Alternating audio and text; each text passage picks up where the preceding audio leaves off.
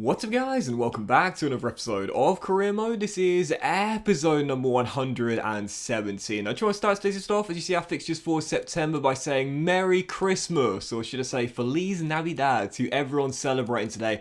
Hope you have a great day with your family and or friends, and for those that aren't celebrating today, hope you have a great day regardless. I myself do celebrate this holiday. I'm going to be eating a lot of food today, and I'm not going to feel one bit bad about it either. So yeah, to everyone celebrating today, have a fantastic day and Merry Christmas to everyone that celebrates this holiday.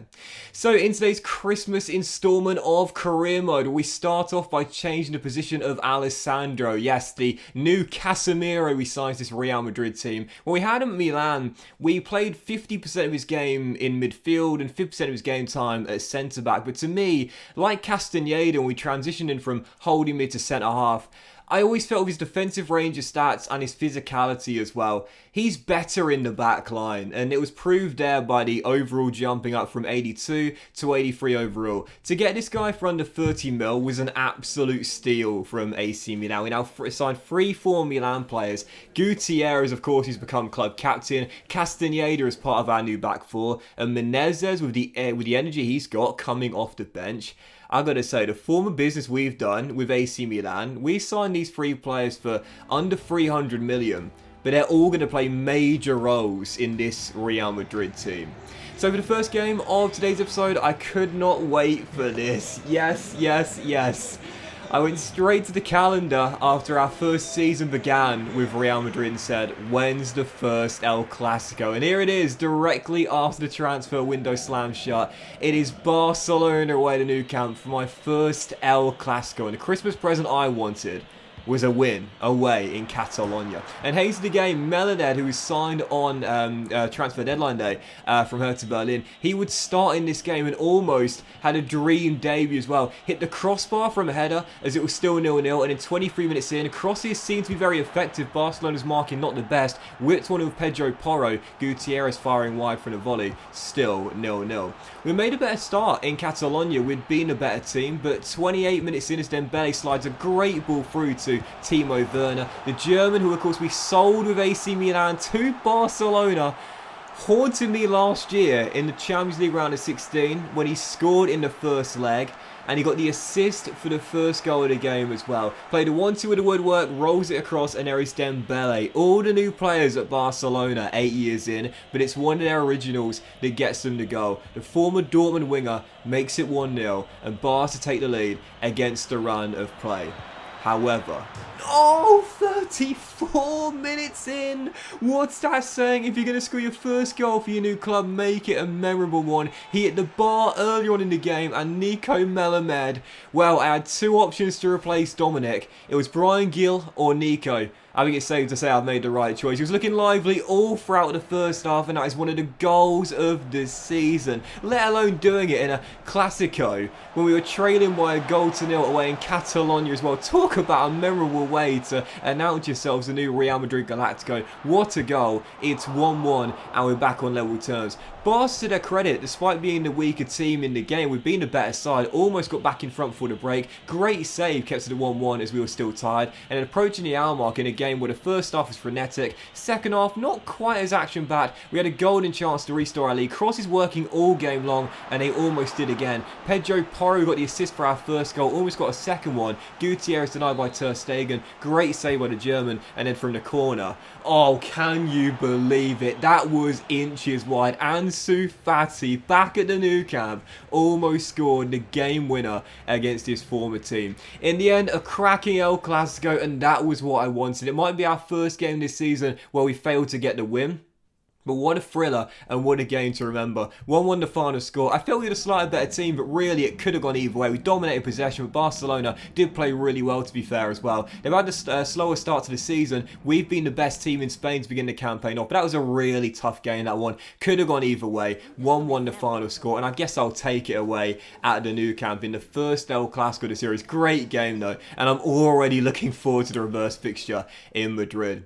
Still, following that, it was time for the Champions League group opener. Now, of course, last season, Real Madrid were in the Europa Conference League, got to the semi-finals before being beaten by Marseille, who went on to lose the final to Crystal Palace as Patrick Vieira got his trophy there, his first one with Crystal Palace in a save, I believe. But taken on by Leverkusen in the Champions League group opener. Well, heading into the game, I was asked whether I think we can win it this season. And since I've won it 2 of the past 3 years, and Florentino expects it in our first year as well, I had to give an answer where I showed I've got the confidence. And heading to the game against Bayer Leverkusen, we would take the lead. Alberto getting his first goal for his new club after Wolves gave him to us for free, making it 1-0 before Strenjak kept us in front, heading into the break, still up by a goal. Didn't play my best football in the first half, and despite a big win against Levante, I haven't really been at my best with Real Madrid since we've joined the Galacticos. But in this game, 12 minutes after the restart, we had been the better team. Quiroga gets his second, and I still can't believe that Bruno Lage gave this guy to me for free. He's pointing to no name on the back of the shirt, but it's Alberto's second of the game in his Champions League debut, in our Champions League debut with Real Madrid. And then 12 minutes later, after bagging his second, Hurtado comes off the bench, rolls it across and gives Alberto a hat-trick in his Champions League debut and our third of the game as well. I cannot believe that I got this guy given to me for free. Wolves gave me 65 mil plus this guy for Morgan Jackson. And it's like, Bruno Lage was like, yeah, we'll give you 65 mil for Morgan and I'll throw in Alberto Quiroga. And I was like, you're going to throw in Alberto? You're going to throw in this guy? Really? I mean, what is he? 21 years old, attacking midfielder, already 83 at the time, now 84 overall. You're going to throw him in to the transfer? Okay, are you going to say no? Yeah, fair enough, why not? I'll take him, I'll pay his wages. Yeah, why not? What a bargain that is from Wolves. As you see there, Sam Greenwood, can you believe that? He's on his way to Salernitana. You would have seen they matched his release clause, and I didn't think he was going to accept that deal there. Going to the Serie A, where Salernitana in the 2 years we spent with Milan were one of the worst teams in the division. Sam Greenwood says, you know what, I don't want to be a Scamacca. I don't want to be sat on the bench every game just watching Gutierrez play every single match for us. No, I want first team football, so fair play, I respect it. Leaving a European giant to go to Salernitana, but I'll take the money. I think the release clause is around 55 million, and whilst Greenwood's really good, 83 overall and in the prime of his career right now, as a bench striker and a backup for Roberto, couldn't really ask for anyone better, but to be fair, I'll take the money knowing there are options to replace him with someone younger and probably a little bit better as well. Speaking of Roberto though, third game of today's episode, Las Palmas, and this was a big one early on into the season. 4 games in, we've won 3 and drawn the other, but Las Palmas are off to a red hot start. In fact, they're perfect, 100%, 4 wins from 4 and topping the table. So welcoming them to the Bernabeu here, I still felt of course would be the stronger team, and after Gutierrez opened the scoring, I was like, okay, here we go. Fati narrowly missed to make it 2, but Las Palmas would hit back. 35 minutes in, and these guys with a 100% record weren't saying we're lucky to be where we are. No, we're here on merit. They got themselves back on level terms right before the break, and then 13 minutes after the restart, they almost got in front. A brilliant save by Strenjak, the Slovenian, keeps it at 1-1, and I was lucky to still be tied. They should have gone in front for the first time in the game and turned the game on its head. But instead, from that big save by Strenjak, we quickly go on the counter, go on the offensive, and as Ferran Torres is sent through one-on-one, the former Man City and Valencia winger restores our lead and puts us back in front on the stroke of the hour mark. Real Madrid 2, Las Palmas 1, lead restored, Strenjak to thank for it, and we hold on for a big 3 points and Las Palmas' first defeat of the season. But I'll tell you what, despite the stats showing we dominated possession, once again, I'll say it, I was not on my best in this game, and to start the season off with Real Madrid, well, other than the Levante game and the Bayer Leverkusen game as well, I haven't really been at my best. And you know, I said it, when we joined Milan, there was an adjustment period. It took us a while to get going.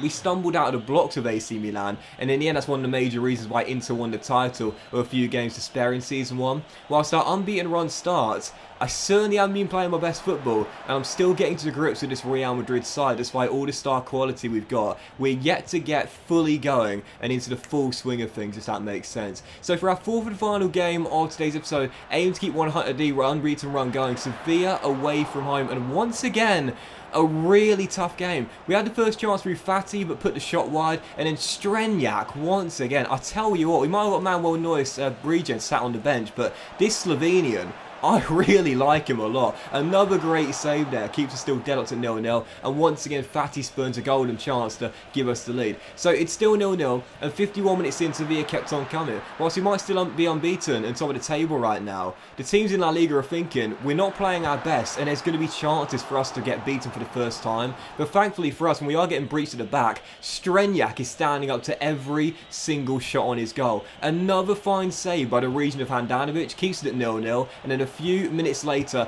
we should have gone in front. In a game for the goalkeepers, Melamed denied by a fantastic save as we were still deadlocked and still tied at 0-0. It was looking like we'd our second draw of the season and failed to win for the second time away from home with a minute and a half to go.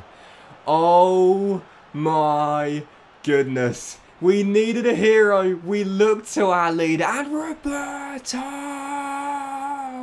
Gutierrez, what a camera angle, what a moment of magic, and what a goal, and what a way to end today's Christmas special. Gutierrez gets away from 6 white shirts with the dummy, the faker of honour, the first touch and the finish, and if anyone's going to doubt this guy's class, I don't know what they are on. Gutierrez is 5th in 6th. Gives us the big 3 points, a massive win away in Seville, and it's Robbie who we've got to thank for it. Great saves by Strenjak at the back once again, but to Gutierrez, see the reaction there and what that means. Our unbeaten run continues, we remain top of the table, and we're rescued by Roberto at the death. He's done it once again. Gutierrez coming up clutch, Sevilla 0, Real Madrid 1, and a huge 3 points so early on into the season, and already Gutierrez has a moment to remember as a Real Madrid player, delivering the game winner with a minute to go. But that went in today's episode of Career Mode, guys. Massive thank you for watching. If you have enjoyed it, if you have enjoyed today's episode, then please do drop a like. Once again, Merry Christmas to all of you celebrating today. Have a fantastic day regardless whether you celebrate or not. Much love to you all. Have a brilliant day, and I'll see you for the next episode of Career Mode, which, guys, it's ridiculous. You don't want to miss it, and trust me when I tell you, it's unbelievable. I'll see you for it very soon.